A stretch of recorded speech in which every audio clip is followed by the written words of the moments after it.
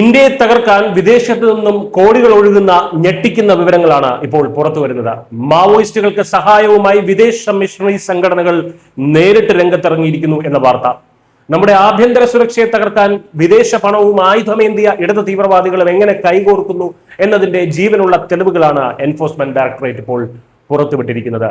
America ആസ്ഥാനമായി പ്രവർത്തിക്കുന്ന the Timothy initiative എന്ന ക്രിസ്ത്യൻ മിഷണറി സംഘടനയ്ക്കും 6 വ്യക്തികൾക്കുമെതിരെ ബംഗളൂരുവിലെ കോതനൂർ പോലീസ് ഔദ്യോഗികമായി FIR രജിസ്റ്റർ ചെയ്ത് അന്വേഷണം ആരംഭിച്ചു കഴിഞ്ഞു.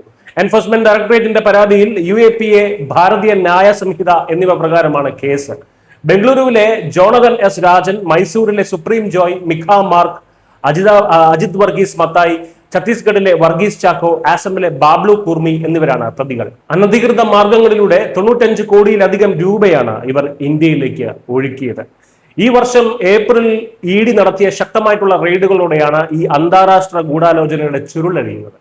അന്വേഷണത്തിൽ കണ്ടെത്തിയ ഏറ്റവും ഞെട്ടിക്കുന്ന വിവരം സന്തോഷ് കുമാർ എന്ന വ്യാജ പേരിൽ അമേരിക്കയിലെ ബാങ്ക് അക്കൗണ്ടുകളുമായി ബന്ധിപ്പിച്ച 1000-ലധികം വിദേശ ഡെബിറ്റ് കാർഡുകൾ ഇവർ ഇന്ത്യയിലുടനീളം വിതരണം ചെയ്തു എന്നതാണ്. ഇതിൽ പ്രതിയായിട്ടുള്ള മിഖ മാർക്കിൽ നിന്ന് മാത്രം 24 വിദേശ ഡെബിറ്റ് കാർഡുകൾ പിടിച്ചെടുത്തു.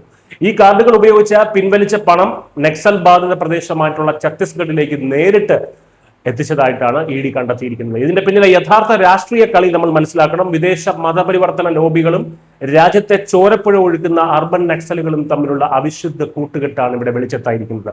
കഴിഞ്ഞ ജൂൺ 3-ന് DK ശിവകുമാർ കർണാടക മുഖ്യമന്ത്രിയായി ചുമതലയേറ്റതിന് പിന്നാലെ ബംഗളൂരു കേന്ദ്രീകരിച്ച് പ്രവർത്തിക്കുന്ന നിരവധി ഷെൽ കമ്പനികളെ കുറിച്ചുള്ള വിവരങ്ങൾ അജിത് വർഗീസ് മത്തായെ ചോദ്യം ചെയ്തതിലൂടെ പുറത്തു വന്നിട്ടുണ്ടായിരുന്നു. മതപ്രചാരണത്തിന്റെ മറവിൽ ഇടതുപക്ഷ തീവ്രവാദ ആശയങ്ങൾ വളർത്താനും രാജ്യത്തെ അസ്ഥിരപ്പെടുത്താനുമാണ് ഈ പണം ഉപയോഗിച്ചത്. കേന്ദ്ര ഏജൻസികൾ ഈ കേസ് ശക്തമായി ഏറ്റെടുത്തതോടെ പ്രതിരോധത്തിലായിരിക്കുന്നത് കർണാടകയിലെ കോൺഗ്രസ് ഭരണകൂടം തന്നെയാണ്. ഇന്ത്യയുടെ പരമാധികാരത്തെയും സനാതന മൂല്യങ്ങളെയും തകർക്കാൻ വിദേശത്തു നിന്നും പണമൊഴുക്കുന്ന ഈ രാജ്യദ്രോഹികളെ വിട്ടുവീഴ്ചയില്ലാതെ തന്നെ അടിച്ചമർത്തുക തന്നെ വേണം. FCRA നിയമങ്ങൾ കർശനമാക്കി ഇത്തരം വ്യാജ ഏജൻസികളെയും മിഷണറി ഫണ്ടുകളെയും ഇല്ലാതാക്കാൻ കേന്ദ്ര സർക്കാർ നടത്തുന്ന നീക്കങ്ങൾക്ക് ഭാരതീയരുടെ പൂർണ്ണ പിന്തുണയുണ്ടാകും. രാജ്യം ജാഗ്രതയിലാണ്. News desk.